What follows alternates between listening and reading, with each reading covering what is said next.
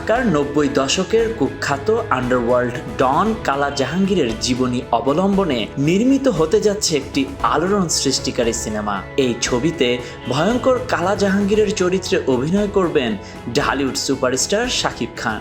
আর শোনা যাচ্ছে তার বিপরীতে থাকবেন বলিউডের global icon Priyanka Chopra Jonas.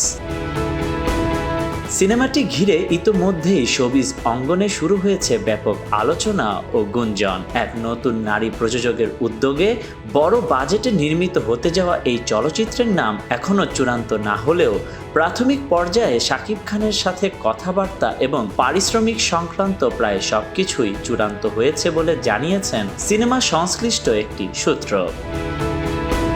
সিনেমাটির বাজেট বিশাল হওয়ায় নির্মাতারা আন্তর্জাতিক পরিমণ্ডলে কাজ করা একজন নায়িকাকে নিতে আগ্রহী।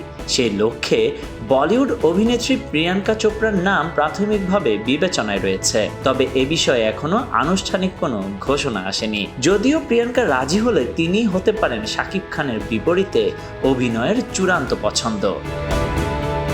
সিনেমাটি পরিচালনা করবেন আবু হায়াত মাহমুদ এবং গল্প ও চিত্রনাট্যে রয়েছেন মেজবাউদ্দিন সুমন। নির্মাতাদের পরিকল্পনা ছবিটি ২০২৬ সালের ঈদ উল ফিতর উপলক্ষে মুক্তি দেওয়া হবে।